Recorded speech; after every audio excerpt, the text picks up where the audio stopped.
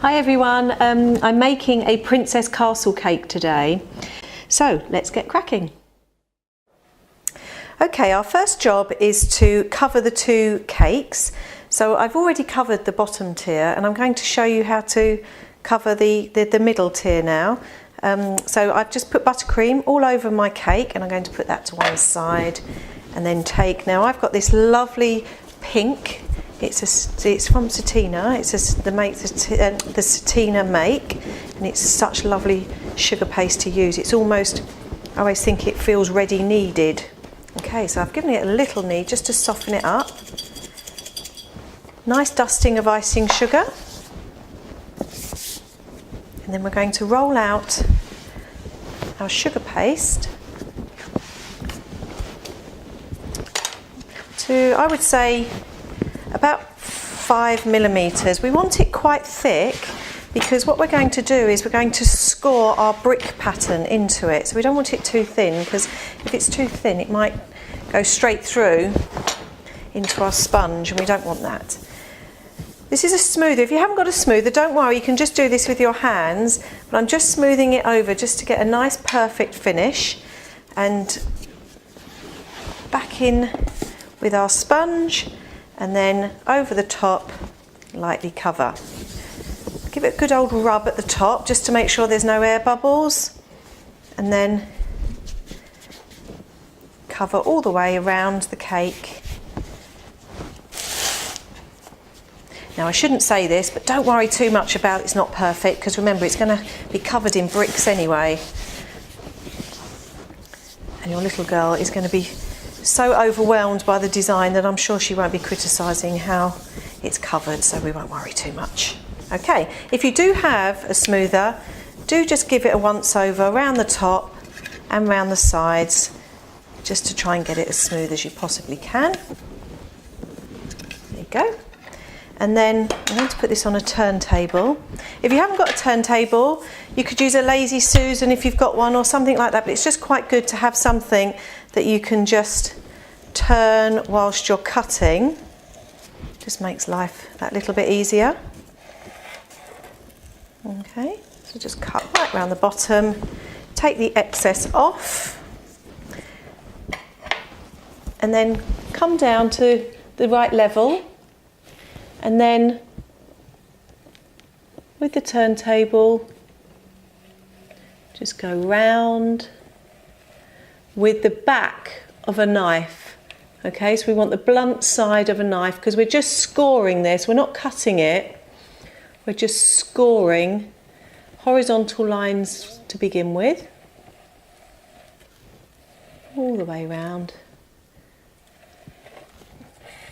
Again, don't worry if they're not even, because the whole overall effect is going to be so spectacular that you won't notice these differences. Okay, and now, just to finish off, your vertical bricks. So let's do round the bottom first. You can see where I've sort of cut the bottom a little bit uneven there.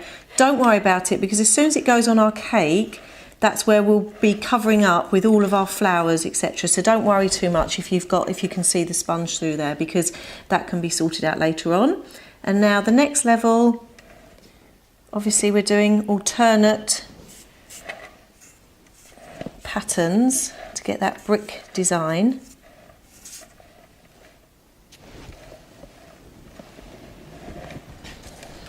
And there we have one of our tiers. Now on to our towers. This is really clever. I've baked in a tin, as you can see, just a normal tin. If you've got some baked beans or some tomato soup or whatever, always keep your tins, because you can line them, just line them normally like you'd line a normal tin. Put your, I always put about 2/3 up of cake mix and bake them. And thing is about these new tin openers, or the pool cans, is that you've still got your little lip there, but it really doesn't matter. All it means is that you just have to ease it out a little bit more, but they come out absolutely perfectly. This is what I've got here, and it is the perfect height for one of our towers. Again, I've covered it in buttercream. If you put your buttercream on and then you go off and do something else, you come back, sometimes it's crusted over. So all you really need to do is just scuff it up. You know, if you scuff up your buttercream like this, just to make it sticky again, because there's nothing worse than coming back wanting to cover it in sugar paste and it's not going to stick. So that's all I'm doing, is just scuffing it, making sure it's sticky again. Now you'll notice that I've got some sugar paste rolled out already. This is obviously to cover the tower. We do this a bit differently, we sort of roll it over it, but it's really quite handy to have a piece of ribbon just so that we can just measure. So if I measure down, that's just about big enough, that's good. And then I need to measure the circumference, like so. Brilliant, so I've got enough there. Because what I actually do this time, it's a little bit different. I'm going to score it first. And the reason I do that is because it's so tall, but so thin, that if I keep going scoring round, sometimes you can get really, really wobbly bricks. So I'm going to score it first. So I'm going to take a normal knife, kitchen knife, and I'm going to turn it over to the blunt side. And remember, like I did before, I'm going to score horizontally. Try and sort of get it the same distance apart that your other two cakes were, just so that it sort of looks the same.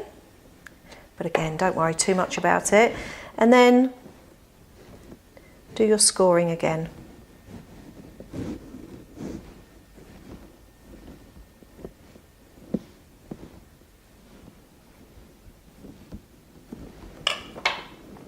There we go, so we've scored all our bricks in. Let me just double check just again, just to make sure that I know.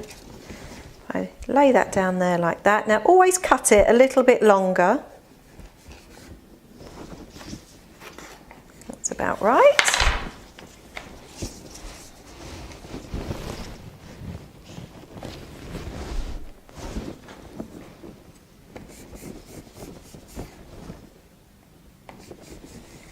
There we go. Take all those away. And now I'm going to turn this upside down. Okay.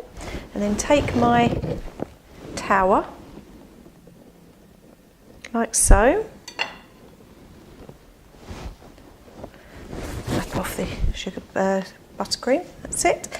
And then gently, evenly roll it round. Now the reason that we score beforehand, we can get away with scoring it, is because it's only small and the weight of it is not going to take away that indentation of the brick. And as you can see, so much easier to do that. That's it. Little bit of water just to seal this part here. Don't worry about this because that's the part that will be against the upper tiers, so we won't worry too much about that. I'm just going to cut just a little bit off the top because there's a little bit too much there, but leave a lip because I quite like to tuck it over the top just to neaten it up. Obviously our turret's going to go on the top, but it does look better if it has got a little bit tucked in. Okay, so that's one of our towers done. I'm going to go and get busy doing the other one, and I'll be back in a sec. So, into a ball, everything starts with a ball, and then what I'm going to do is I'm going to just, however you want to do it, whether you want to roll in your hands like this, or whether you want to pinch up like this, or whether you want to roll it along your workboard like this, what we're obviously trying to get is a turret. So the first thing we need to do is to make sure that we've got a nice steady and wide enough base. So keep checking it, okay, against the top of your tower. The other thing we need to do is to make sure that it matches our other one to a certain degree. Okay, so that one's a little bit smaller, but I'm just going to take the top off there just so that they do match. And again, but don't worry if it's got any cracks in it or whatever, because obviously you're not going to see them, so that doesn't matter. And I think that that's probably about the right size, the right height, and it pretty much matches my other one. Okay, so What's really important now is these are plastic dowels. Now you can do it without, but I really like to use plastic dowels. You can buy these from Cake Craft World, and they're usually used in stacked cakes or wedding cakes, whatever, just to keep everything very steady. And the reason I like to use this is because we're dealing with height here. So this is going to go down into the middle of our tower, and it's also going to continue down through our turret just to keep it all together. So I'm not actually going to pierce it all the way through here, but what I do want to do is I just want to make a mark just to show the centre, like so, okay, of my turret. So I've made a mark like that, and then I'm going to leave those just to set, just for a little bit, about 10 minutes, and then we're going to come back, we're going to put them all back together again. Okay, welcome back. As you can see, I've been busy rolling out some sugar paste here. What I've done is I've taken the pale pink and I've added some, I've taken the pale pink one and I've added some food paste colour. This is a baby pink colour to make a darker pink. And I've also added some white to this colour to make a paler pink. So I've got 3 different pinks, okay? I've got the original pink, I've got a darker pink, and I've got a paler pink. And that's going to make up our tiles on our turret. But you can have as many different shades as you want, or you can just have them all one colour. It's totally up to you. So now I've got some edible glue here. Okay, so edible glue, you can use water, but sometimes it's not really sticky enough, so I would use edible glue if I were you. With a paintbrush, and I'm just going to put quite a generous amount of edible glue around the top of my tower, and then take one of my turrets. Now, do you remember I said earlier that we've put a hole in the middle here? Okay, the reason we've done that is because my dowel is going to go down into the centre, okay, of my tower, and then now I can see the middle of my turret. And now I'm going to gently feed that through, try and get it so that it comes out of the point. But again, if it's not directly in the middle, don't fret, okay? And down into the middle, like that. So now, can you see how handy it is to have this dowel in the middle, because it's completely sturdy and I can start working on it. So I've rolled out my sugar paste, again quite thick, probably to about 4 to 5 millimeters thick, and I've got this little metal round cutter, circle cutter. Again, you can use this any side. You could use a heart-shaped cutter, you can use any cutter you like, but I've just cut out lots and lots of different ones. And then I'm going to just put a layer of glue around the bottom. I'm going to take my darkest colour. It does usually look better if you use the darkest one at the bottom. I can hold my dowel to steady myself. And can you see I'm just going round. Don't worry about pushing to secure your tiles at the top, because when you do your second layer, you will slightly cover, obviously, the first ones. Okay, that's the first layer. Okay.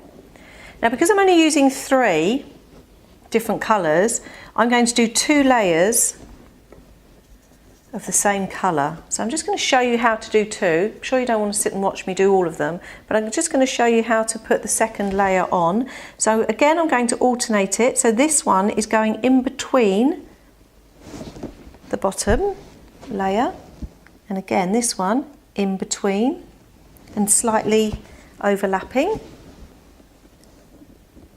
all the way around, and then continue up. So now I will be using, my middle colour, 2 layers, and then my lightest colour, 2 layers, and hopefully I'd have got to the top. If I haven't got to the top by then, I'd just carry on using my lighter layers. And I'll see you back in a minute when all of my tiles are on my turret. We're going to put all the bits together now.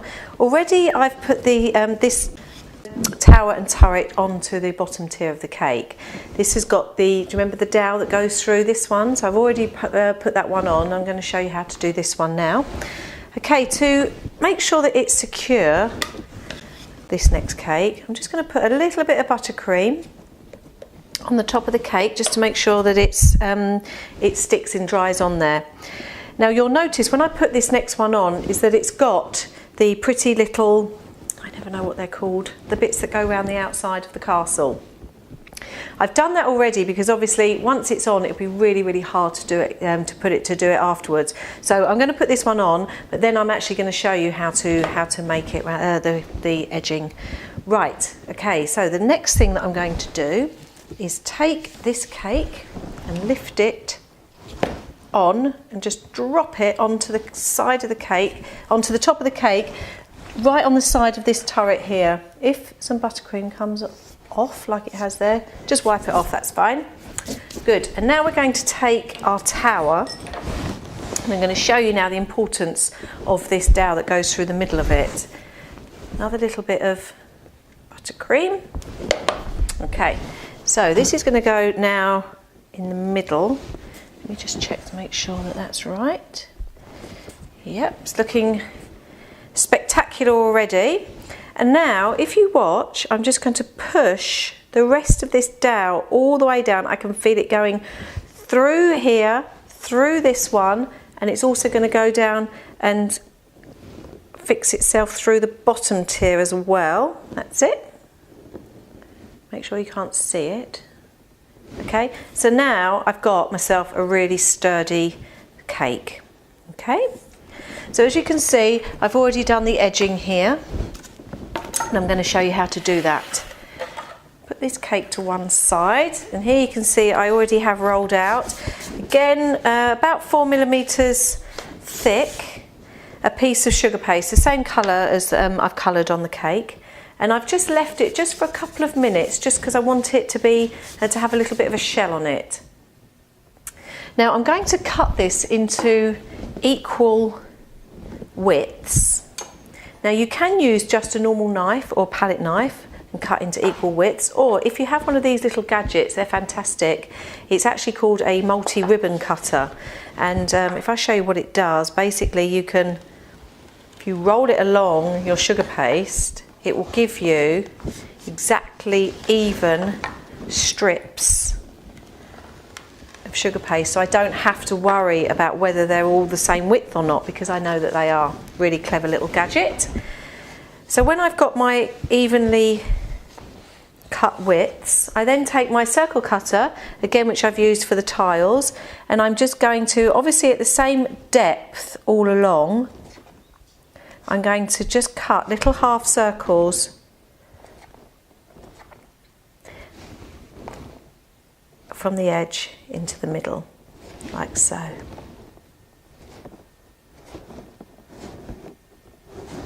Really effective. Okay. Now, because obviously you're not going to be able to do these all in one great big long one, you're going to have little joins, but that doesn't matter because that's what the ivy and the vines are all for, is to hide all those little joins. So we're going to take our good old edible glue now, and just on the top edge, around the top of your cake, I like to start in the middle so that we know that we've got a nice long uninterrupted run at the front. I'm going to just paint with edible glue, cut the edges just to neaten them up, and this is where leaving it to sit for about 5 minutes helps, because it's toughened up a little bit, enough for me to be able to pick it up and just place it along the edge. Try and make it stand up as much as you can, all around the edge. Okay, try and get it as even as you can. Okay, like so. And once you've done that one, then obviously we can go back, cut again, and continue all the way round until you've completed.